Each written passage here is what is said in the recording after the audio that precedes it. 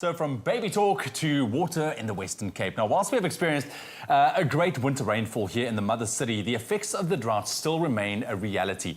Now, local companies like Cirrus Water have risen to the occasion and designed impressive technology that is able to produce pristine drinking water on site from thin air like magic, which offers a sustainable solution to homeowners and businesses alike. Now, this morning, Keenan Lawrence from Cirrus Water joins us, as well as Lee Xavier from CapeNature, the Conservation Authority, conserving biodiversity and looking after the provincial nature reserves in the Western Cape. Gentlemen, thank you very much for joining us this morning. I think we can all smile at this stage a little bit. At least it's a bit of a relief. That's right. Well, Keenan, you know what? Earlier this month, the Western Cape, our water restrictions were relaxed from level 6B to now level 5. We're at the end of our raining season. Yes, our dams are on average of 75% full, but the heat is coming. The tourist is going to increase. Are our current dam levels and the implementations we have, is it enough for the summer season? Should we still be investing in water-saving solutions? So, just firstly, happy birthday to Express. So happy 8th birthday. And thanks for having us on the show. Yes, so the answer is yes. If we look at the current dam levels, the average levels is sitting at 75%. However, the main feeding dam to the city of Cape Town is the Theowaterskloof Dam, which is sitting at 57%. Of that, probably 10% of it is not as easily treatable. So you're looking at less than 50%. With the influx of tourists expected, the rainfall season, as you mentioned, is now over. What we do know is we've experienced severe panic when day zero was announced. It didn't happen. There was a panic when we went to level 6B, which is now eased to level 5. However, it obviously affects the economy and the end users.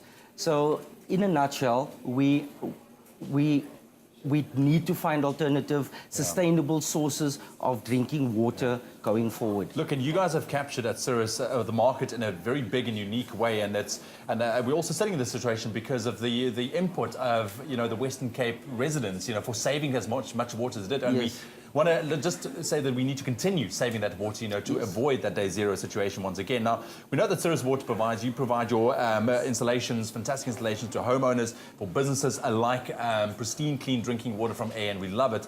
But what about the more water-stressed, like rural areas, farmers, livestock? I mean, what can they expect? I mean, what's in the pipeline there? Okay, so recently we've looked at our business and we've realized that we need to offer total water solutions as total water packages, and not just from a clean drinking water point of view, but in terms of solar energy for rural areas and remote areas, which is why we have Lee Xavier from CapeNature at Roshapan, which we've done an amazing installation over the last few weeks.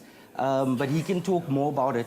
Another important venture we're going into is with a company called EriTurf, and the owner is Chris Newcomb-Bond, and they offer, as a business partner to us, a hydroponic type solution for the rural areas, specifically for your feeds and so on, for your animals in the rural areas that are short of water. And we're looking at partnering with the partnership will basically bring roughly 6 tons of feed per day. And that's a huge potential. And we're so excited with having to offer this sort of business partnership and this opportunity to farmers out there that are struggling.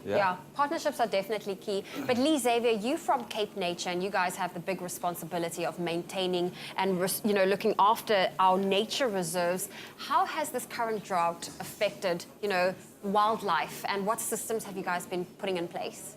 Okay, so the biodiversity has been quite resilient during the drought because they actually found a way of coping with droughts in the area. What we as CapeNature were focusing on in terms of ecotourism was basically to lessen the human impact of people accessing the nature reserves. So what we have embarked on in our ecotourism developments was we always had sustainability in mind. So whenever we develop new products, we always look at how we can make the building more energy efficient and water efficient. So therefore, we undertook a lot of water saving mechanisms, and we embarked on rain catchment or water saving in terms of harvesting rain, and then as well as now partnering with Cirrus in terms of harvesting water from air. Yeah. So the partnership at Rashapan, we actually piloted a small little machine there, and the water has been so good, Yeah. that it's actually been providing water to our staff on the reserve and the workers, and they've been taking water home every day. So it's been helping in that way. So from CapeNature side, the partnership has been good, and the product in terms of what Cirrus has provided has added great value. Well, we can't wait to see how this relationship grows.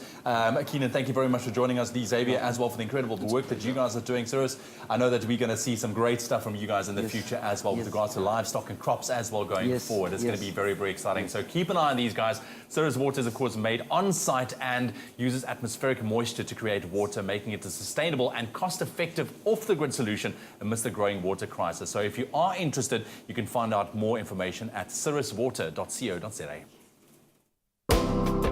Turning air into pristine, clean drinking water. Cirrus Water, the future of sustainable drinking water.